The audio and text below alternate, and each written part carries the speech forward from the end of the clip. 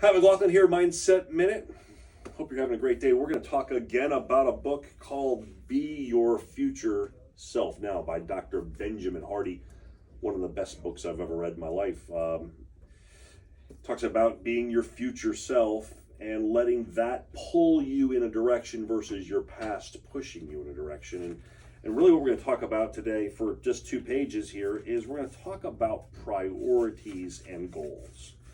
And I'm going to read this on page 132. It says, in the iconic business book, Good to Great, Jim Collins explained the differences between most good companies and the few that became insanely successful. And Collins found the majority of companies and individuals simply have way too many goals.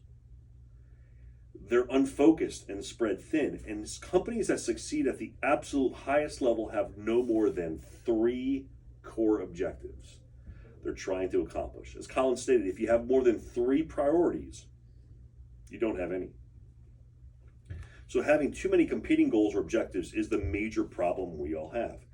And then he talks about a guy named Gino Wickman. Gino Wickman does this Traction book, which is actually the EOS, the Entrepreneur Operating System, which we run here at McGray.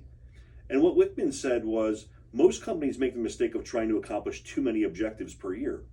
By trying to get everything done all at once, they end up accomplishing very little and feeling frustrated. One client of Wickman's was stubborn on this point for the first few years. Each year he set goals, he would keep piling on more. When we were all done, the company would have 12 to 15 goals. And like clockwork, at the end of the year, they would accomplish very few of them, and then everybody was very frustrated. Well, going into the 3rd year, he finally had a revelation. They were taking on too much. And with this awareness, they agreed that the team could choose only 3 goals for the coming year.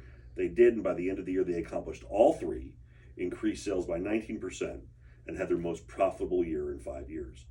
So your life is like a garden. If you're not intentional, your garden will run with weeds and randomness. And this occurs if you have too many competing goals and priorities. And I thought there's one more good analogy in this book, and I'll just say it right here. It says, if you want to eat salsa in your future, focus your garden on tomatoes, peppers, onions, and cilantro. Skip the sweet potatoes. And basically, that's a pretty good thing, is have your goals, set your priorities.